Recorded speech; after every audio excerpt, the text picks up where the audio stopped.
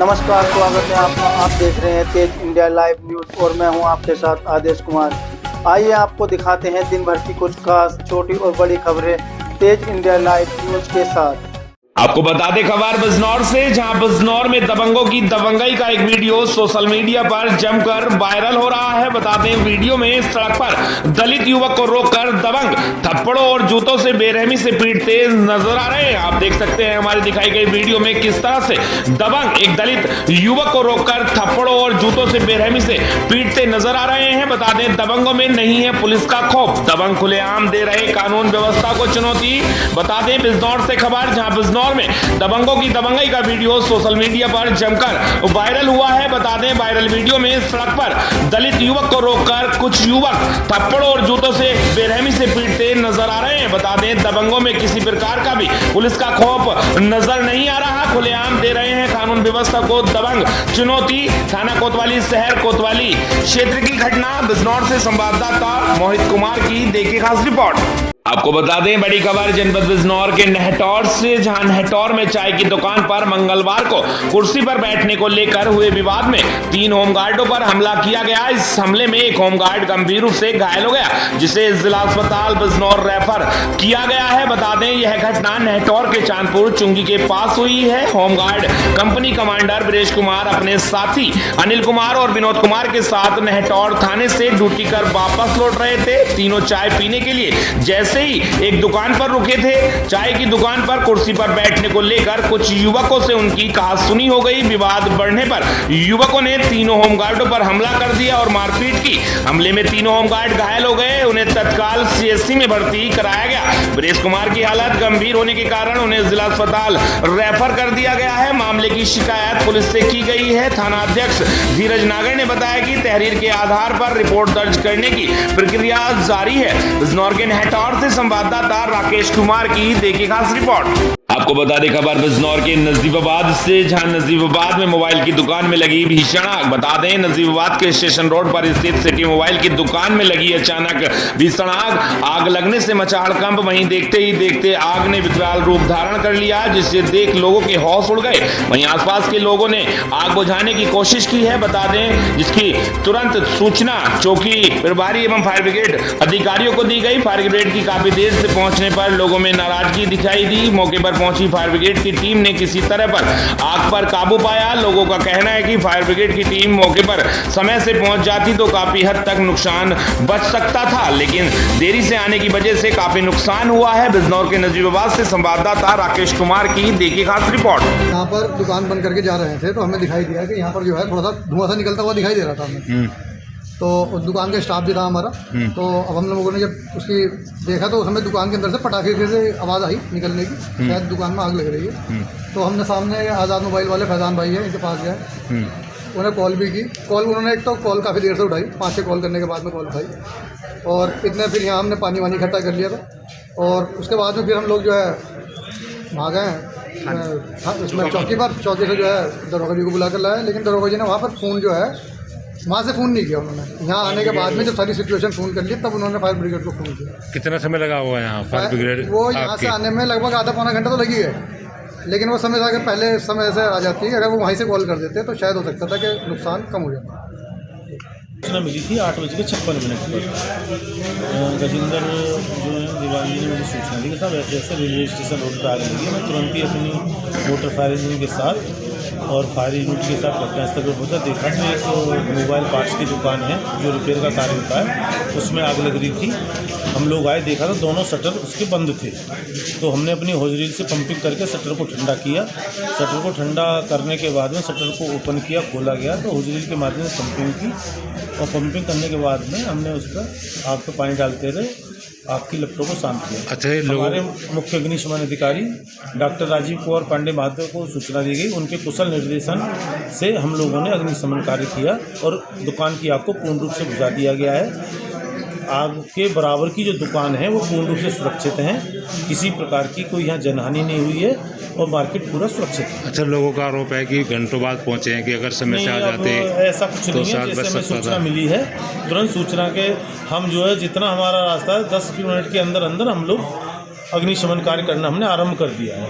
बता दें खबर बिजनौर से, जहां बिजनौर में गोली लगा सब मिलने से मची खलबली। बता दें बिजनौर जिले में हल्दौर थाना क्षेत्र के खारी गांव में 38 वर्षीय इस्लामुद्दीन पुत्र सराफत अली की गोली मारकर हत्या कर दी गई है। वहीं मृतक के परिजनों ने हत्या का आरोप लगाया है। बता दें उसका शव गोसपुर गांव के पास टोपरी के रास्ते पर बड़ा मिला। सूचना मिलने पर पुलिस ने सबको कब्जे में लेकर पोस्टमार्टम के लिए भेज दिया। मामले की जांच शुरू कर दी है। बता दें इस्लामुद्दीन का शव सुबह करीब 3 बजे बरामद हुआ। उसके पेट में गोली लगी थी। घटनास्थल से एक देसी अवैध बंदूक भी मिली है। यह घटना झालू चौकी क्षेत्र के खारी और गोसपुर टोपरी के बीच के रास्ते पर हुई है। परिजनों के अनुसार इस्लामुद्दीन देर रात करीब 8 बजे अपने गांव के 3 दोस्तों के साथ घर से निकला था। जब वह काफी देर तक नहीं लौटा तो परिवार ने उसकी तलाश शुरू की। पुलिस को संदेह है कि जिन 3 दोस्तों के साथ इस्लामुद्दीन गया था वे इस हत्या में शामिल हो सकते हैं। घटना के बाद से तीनों दोस्त फरार बताए जा रहे हैं। इस्लामुद्दीन की मौत की खबर मिलते ही परिवार में शोक छा गया। सूचना पर सीओ सिटी संग्राम सिंह और हल्दौर थाना प्रभारी सहित पुलिस टीम मौके पर पहुंची और घटनास्थल का बारीकी से निरीक्षण किया। मृतक के भाई की तहरीर के आधार पर गांव के ही इसरार, अतीक और मुस्तफा के खिलाफ संबंधित धाराओं में मुकदमा दर्ज किया गया है। आरोपियों की गिरफ्तारी के लिए कई स्थानों पर दबिश दी जा रही है। मृतक इस्लामुद्दीन अपने पीछे 3 बेटियों और 2 बेटों को छोड़ गया है। वह गाँव में वेल्डिंग का काम करता था और सीओ सिटी संग्राम सिंह ने बताया कि गोली लगे हुए एक व्यक्ति का शव मिला था। पुलिस ने सबको पोस्टमार्टम के लिए भेज दिया है और केस दर्ज कर मामले की गहनता से जांच पड़ताल शुरू कर दी है। बिजनौर के हल्दौर से संवाददाता राकेश कुमार की देखिए खास रिपोर्ट। क्या मामला है? तो ये वेल्डिंग का काम करते थे रात बिरात में, तो घरवाली ने फ़ोन करा 7-8 बजे जो भी करा, तो उन्होंने बोला कि मैं भी खाना खाने ना आ गया। और उसके बाद बस जब उन्होंने सोचा कि काम करके ख़त्म करके आऊँगा, लाइट रात में चलती जाए इधर गाँव में, तो फिर इन्होंने जब कॉल करोगा, फिर हमारा छोटा वाला साला वो कॉल करोगे बार बार, तो उसके बाद जब नंबर बंद हो गया स्विच ऑफ, जब ज़्यादा कार्रवाई हुई, ढूंढना ढांढना शुरू करा। उसके बाद बस फिर 2-1 बजे किसी के पास फ़ोन आया, फिर मौके बाद वहाँ पहुँचे हम। फिर उसके बाद पुलिस आ गई, सब कुछ हो गया। कैसे मिली बॉडी, कैसे तरीके से पड़ी थी? बस बिल्कुल सीधी पड़ी थी। एक उसका हाथ में बंदूक रख दी, पुरानी सी कोई जंग लगी हुई, और एक पैरों में टोच पड़ी थी और किसी के चप्पल भी पड़े थे वहाँ। किसी पे शक है? बस शक तो जो 3 पे जा रहा, वो जो नाम बताया गया है आपको, उन 3 पे जा रहा है। बाकी तो भाई इतना कोई खास तीनों लोग किसी के साथ है ना। 3 लोग दोस्त थे पुराने या कैसे थे? क्या बस दोस्त ही थे वे तीनों, उनके साथ ही उठना बैठना था रात दिन का। कोई रंजिश?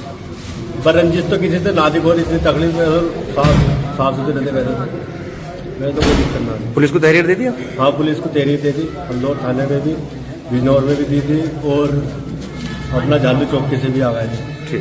करीब 3 बजे थाना हल्दौर में सूचना प्राप्त हुई कि एक व्यक्ति का शव खेत में पड़ा है। इस सूचना पर तत्काल स्थानीय पुलिस मौके पहुंची तो देखा एक लगभग 40 वर्षीय व्यक्ति का शव पड़ा हुआ, जिसके पेट में गोली लगने के निशान है। शव की शिनाख्त खारी के रहने वाले इस्लामुद्दीन सन ऑफ शराफत अली से हुई। पुलिस के द्वारा तत्काल शव को कब्जे में लेकर पोस्टमार्टम हेतु मोर्चरी भेज दिया गया है। मृतक के भाई से सूचना प्राप्त हुई तो उसके द्वारा बताया गया कि उसका भाई वेल्डिंग का काम करता है तथा शाम को करीब 7 बजे गांव के ही अतीक, इसरार और मुस्तफा के साथ गाड़ी में बैठ के कहीं गया था। पुलिस के द्वारा तत्काल तहरीर प्राप्त कर सुसंगत धाराओं में अभियोग पंजीकृत किया जा रहा है। शीघ्र ही मुलजिमानों की गिरफ्तारी सुनिश्चित की जाएगी। मौके पर शांति व्यवस्था कायम है। अन्य विधिक कार्रवाई प्रचलित है।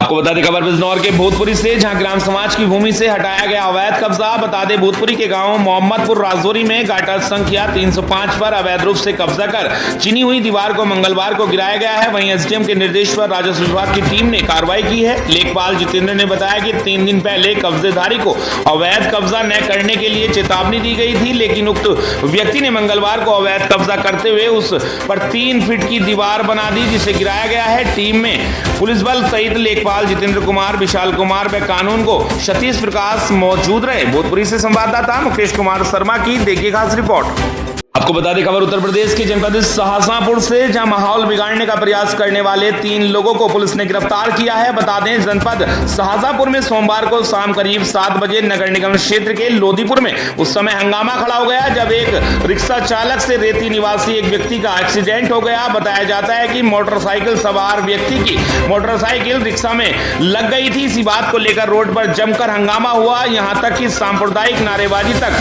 होने लगी। वहीं हादसे को सांप्रदायिक तूल देने वाले 4 नामजद और 22 अज्ञात लोगों पर थाना रोजा पुलिस ने अंकित अवस्थी के प्रार्थना पत्र पर मुकदमा दर्ज कर मंगलवार को 3 अभियुक्त गिरफ्तार कर लिए हैं। नामजद एक अभियुक्त कामरान उर्फ अनीश नेता का पुत्र बताया जा रहा है, अभी तक पुलिस के हाथ नहीं लगा है। आपको बता दें कि रेती निवासी अंकित अवस्थी ने एक डायरी दी थी जिसमें उन्होंने बताया था कि एक रिक्शा चालक द्वारा लापरवाही से चलाते हुए मोटरसाइकिल में टक्कर मार दी गई थी, जिसमें मोटरसाइकिल क्षतिग्रस्त हो गई। विरोध करने पर अभियुक्त द्वारा छोटी खींचकर जान से मारने की नीयत से लात घुसे एवं डंडों से मारपीट की गई। इस घटना के बाद जब पुलिस ने सांप्रदायिक माहौल बिगड़ते देखा तो जिला स्तर के अधिकारी भी रोजा पुलिस के साथ घटनास्थल पर पहुंचे। काफी देर तक रोड जाम रहा, लोगों को निकलने में दिक्कत हुई। बड़ी मुश्किल से पुलिस ने माहौल संभाला और मंगलवार को लोदीपुर निवासी शाहरुख पुत्र इरशाद साकिब साबिर अली शहबाज पुत्र मुनव्वर को गिरफ्तार करते हुए जेल भेज दिया है। इन लोगों पर गंभीर धाराओं में मुकदमा दर्ज किया गया है। वहीं थाना रोजा प्रभारी राजीव कुमार ने बताया गिरफ्तार किए गए लोगों पर पहले से भी कई मुकदमे दर्ज हैं, जिन्हें प्रभारी निरीक्षक राजीव कुमार के साथ उप निरीक्षक सतवीर सिंह, राजकुमार गौतम, विनोद कुमार, सचिन कुमार द्वारा गिरफ्तार किया गया है। शाहजहांपुर से संवाददाता विशाल कुमार श्रीवास्तव की देखिए खास रिपोर्ट। आपके साथ आज क्या घटना घटित हुई? अरे हम फलिया गौशाला पे आ रहे थे, निवास की तरफ जा रहे थे तो अचानक एक रिक्शे में थोड़ा टच हो गई हमारी बाइक। अचानक उसने मोड़ दिया तो वहाँ पे हम रुके तो वहाँ पे स्थानीय लोग थे, लगभग 15 से 20 लोग। अचानक उन लोगों ने हमला बोल दिया, बेरहमी से मारा, जिससे कि हम जो है वहाँ पे गिर पड़े। हमें होश भी नहीं रहा, मेरा पैर नहीं खुल गया। डंडे से भी शायद, लोहे की राड से भी शायद और काफ़ी संख्या में बेरहमी से मारा। कुछ भाई वो मौके पर पहुँच गए, जो बच गए नहीं तो वो मार ही डालते थे। मारने की उनकी लिंगा थी, चोटी पकड़ के खींचते रहे, मारते रहे। छुटिया पकड़ के खासकर उन्होंने और मारा, छुटिया देख के सारे मुल्ले ही थे। को बता दें खबर उत्तर प्रदेश के जनपद प्रयागराज से, जहां किसानों ने की महापंचायत तहसीलदार 12 को सौंपा ज्ञापन। बता दें प्रयागराज में भारतीय किसान यूनियन प्रयाग की अगुवाई में किसानों ने जसरा बाईपास गोहनिया से अमरेहा जसरा बाजार होते हुए बाईपास के दूसरे छोर तक जुलूस निकालकर किसान पंचायत का आयोजन किया। पंचायत में रीवा मध्य प्रदेश के किसान नेता कमांडर अरुण गौतम ने संबोधित करते हुए किसानों के संघर्ष का समर्थन करते हुए कहा, एकजुटता पूर्ण संघर्ष से ही किसानों की समस्या का निदान संभव होगा। महासचिव पिंटू चौबे ने बिजली व धान केंद्रों पर खरीद में अनियमितता आदि मुद्दों की चर्चा करते हुए किसानों से संघर्ष के लिए तैयार रहने की अपील की है। वहीं प्रदेश अध्यक्ष के मिश्रा ने 2 वर्ष पूर्व जसरा बाईपास निर्माण में किसानों के मुआवजे व सर्विस रोड की मांग को लेकर 56 दिवसीय आंदोलन 5 जनवरी 2024 में हुई शुरुआत की चर्चा करते हुए बताया कि प्रमुख मांग में सर्विस रोड को मंजूरी मिल गई है। उन्होंने सफलता का श्रेय किसानों की एकजुटता व सहयोग को दिया। किसानों की बिजली बिल में मनमानी, धान खरीद में अनियमितता, खाद के संकट, माफियाओं द्वारा अवैध खनन, मजदूरों की समस्या आदि विभिन्न मांगों को लेकर संघर्ष जारी रखने की बात उन्होंने कही।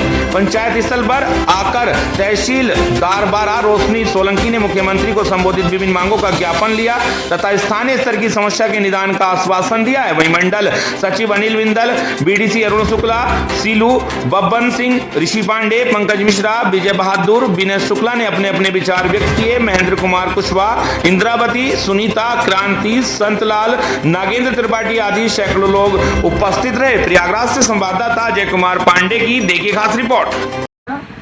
आपके पास कोई व्यक्तिगत काम कराने नहीं जाएगा, इस बात की जिम्मेदारी मैं बड़े दृढ़ता पूर्वक ले सकता हूँ। नहर की पटरियां जब किसान जाता है नहरों पे तो उसको पानी लगाने में दिक्कत होती है। ये आपका नहीं मैं, लेकिन इस शासन को आप लिख कर भेज दीजिएगा कि नहर की पटरियां पक्की कराई जाए और जहां दोनों तरफ आबादी हो वहां दोनों तरफ की पटरियां पक्की होना बहुत जरूरी है। ये मुख्य मांग हम लोगों की है नहर विभाग से। ये मैं पानी वानी हम लोग चलवा लेते हैं, इसके लिए आपको परेशान नहीं करेंगे, लेकिन मैं जो फाइनेंशियल चीजें जो वहाँ भ्रष्टाचार हो रहा है उस पर आपकी मॉनिटरिंग हम लोग चाहते हैं। सर आपका थोड़ी एक बार आप नजर दौड़ा देंगे उतने में ठीक हो जाएगा। 12 और मेजा 2 तहसीलें हैं जहाँ खनन बहुत होता है। जितना खनन होता है उतने भूमाफिया यहाँ हैं। खनन से राजस्व बढ़ता है, हम लोग उसके सहयोगी हैं। खनन आप करवाइए, जो वैधानिक चीजें हैं उस हिसाब से कराए। राजस्व को बहुत ज्यादा चपत लग रही है। और यह बात को हम आपको पूरे होशो हवास में कह रहे हैं कि हमारा संगठन ये तो केवल 2 पन्ने का ज्ञापन है। हम लोग पूरा एक डेटा तैयार करके आपको रखते हैं। आप अपने अधिकारियों से पूछेंगी तो हम लोग जब बात करने जाते हैं तो कभी यह नहीं होता कि जिंदाबाद मुर्दाबाद। हमारा संगठन बता दें खबर प्रयागराज से, जहां कोहरे में मौत को मात। 12 पुलिस की सीसी टीम ने ट्रक चालकों को दिया जीवन रक्षक ट्रैफिक प्रशिक्षण। वहीं उप निरीक्षक कमलेश यादव के नेतृत्व में चला विशेष जागरूकता अभियान। हादसों पर लगाम लगाने की बड़ी पहल। बता दें यमुनानगर क्षेत्र के 12 थाना क्षेत्र में बढ़ते कोहरे और सड़क दुर्घटनाओं की आशंका को देखते हुए 12 पुलिस ने सराहनीय और जमीनी पहल की। सीसी टीम के उप निरीक्षक कमलेश यादव के नेतृत्व में पुलिस टीमों द्वारा 12 प्रथम क्षेत्र में ट्रक चालकों को विशेष रूप से कोहरे में सुरक्षित वाहन संचालन को लेकर जागरूक किया गया। इस दौरान ट्रक चालकों को बताया गया कि कोहरे के समय headlight, fog light, reflector, indicator और सुरक्षित दूरी का पालन करना कितना आवश्यक है। साथ ही साथ ओवर स्पीडिंग, अचानक ब्रेक लगाने और गलत लेन में वाहन चलाने से होने वाले घातक परिणामों की जानकारी भी दी गई। उप निरीक्षक कमलेश यादव ने चालकों को यह भी प्रशिक्षण किया कि कोहरे की स्थिति में धैर्य, सतर्कता और ट्रैफिक नियमों का पालन ही दुर्घटनाओं से बचाव का सबसे बड़ा हथियार है। पुलिस टीम ने स्पष्ट संदेश दिया है कि सुरक्षा नियमों की अनदेखी केवल चालक ही नहीं बल्कि कई परिवारों की खुशियों को खतरे में डाल सकती है। पुलिस की इस पहल से ट्रक चालकों में सकारात्मक संदेश गया और उन्होंने ट्रैफिक नियमों के पालन का संकल्प लिया। क्षेत्रवासियों ने 12 पुलिस की इस मानवीय और जीवन रक्षक पहल की जमकर सराहना की है। प्रयागराज से संवाददाता जय कुमार पांडे की देखिए खास रिपोर्ट।